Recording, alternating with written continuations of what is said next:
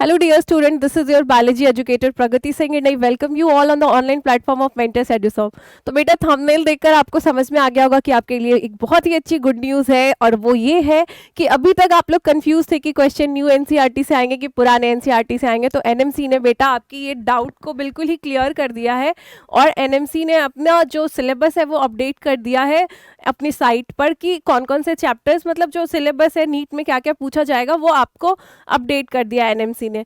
तो बेटा आप चैप्टर्स देखोगे तो यहाँ पर देखो क्या है, ये जो आपका सिलेबस अपडेट किया है ये 6/10/2023 को किया है, यानी 6 अक्टूबर को किया है।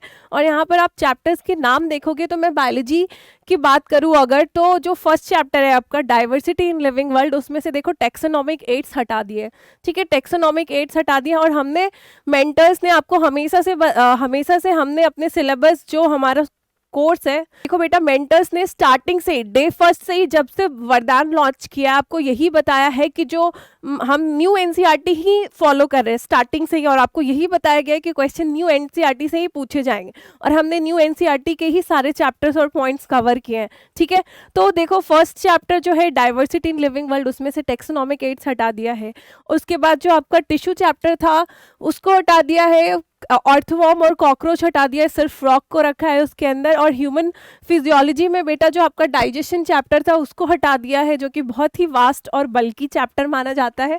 और जो प्लांट फिजियोलॉजी है उससे आपके मिनरल न्यूट्रिशन एंड ट्रांसपोर्टेशन को हटा दिया। वैसे ही क्लास 12th में आप देखोगे इकोलॉजी पोर्शन से चैप्टर्स डिलीट कर दिए गए। तो ऑलमोस्ट आपके पहले 97 चैप्टर्स थे पूरे, अगर फिजिक्स केमिस्ट्री बायोलॉजी की बात करो तो वो कहीं ना कहीं जाके 79 to 80 हो गया है। तो इतना ज़्यादा रिड्यूस कर दिया है आपका सिलेबस। लेकिन आप चैप्टर्स देखोगे ना बेटा, तो जो रटने रटाने वाले चैप्टर थे ना वही चैप्टर्स डिलीट किए गए हैं। वैसे चैप्टर्स जिससे कंसेप्चुअल क्वेश्चन फ्रेम हो सकते हैं वो सारे चैप्टर्स अभी भी आपके हैं। ठीक है, देखो बेटा तो सिलेबस आने से हमें दो फायदा हो गया है। एक तो क्लैरिटी हो गई है, पहले हमें समझ नहीं आ रहा था कि न्यू एनसीईआरटी से प्रिपरेशन करें या पुराने एनसीईआरटी से करें। ठीक है, अब जो बच्चे पुरानी एनसीईआरटी से प्रिपरेशन कर रहे थे उनको पैनिक होने की जरूरत नहीं है कि हाय मैंने तो टाइम वेस्ट कर दिया यार इतने दिन। तो देखो पढ़ा है तो कहीं ना कहीं काम आएगा। ठीक है, तो उसके लिए बिल्कुल आपको रिमॉर्स नहीं करना कि यार क्यों पढ़ा इतना चैप्टर, टाइम वेस्ट कर दिया। ठीक है, तो उसके लिए पछताना नहीं है, पढ़ा है तो वो काम आएगा। अब देखो आपके चैप्टर्स में क्लैरिटी आ गई है कि ये सारे चैप्टर्स पूछे जाएंगे।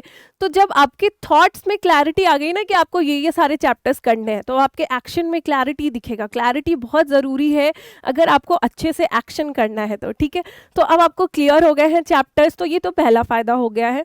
अब दूसरा क्या है कि क्या सिलेबस रिड्यूस हो गया है, रिड्यूस हो गया है ना आपका सिलेबस।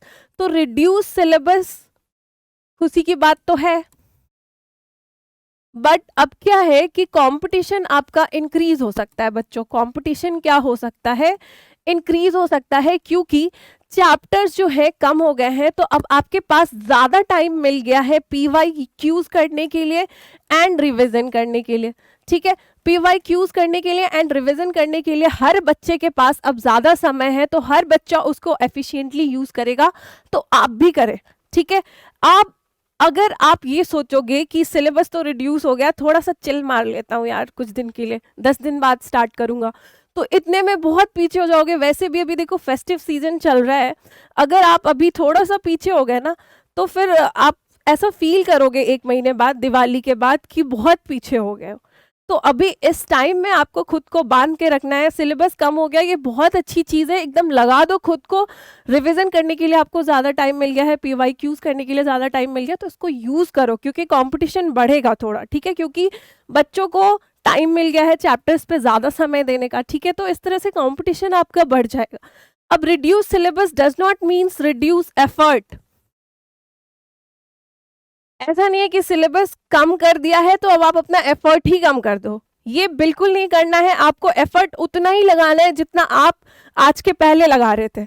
तो एफर्ट उतना ही लगाओगे, सिलेबस कम हो गया है, अच्छा करोगे, एक्सेल करोगे, ठीक है ना। तो कंपटीशन बेटा आपका बढ़ेगा, ये बात का ध्यान रखना। अब तो बेटा ये जो सिलेबस का पीडीएफ है वो हमने डिस्क्रिप्शन में लिंक कर दिया है, आप प्लीज उसको चेक कर लेना। और अगर आपको कोई भी प्रॉब्लम होती है सिलेबस से रिलेटेड या फिर प्रिपरेशन करने में जो भी प्रॉब्लम आ रही है, तो आप वो कमेंट बॉक्स में आप आप कमेंट कर सकते हो। हम आपके कमेंट्स देखकर आपको रिप्लाई करेंगे और आपकी हेल्प करने की कोशिश करेंगे, और जो भी सुटेबल वीडियो हमें लगेगा कि आपके लिए बनाने चाहिए जिससे आपको फ़ायदा होता है, तो वो मैं रिकॉर्ड करके आपको प्रेजेंट करूंगी, ठीक है। तो जो भी डाउट है आपकी वो प्लीज़ आप कमेंट बॉक्स में डालो। And all the best, thank you.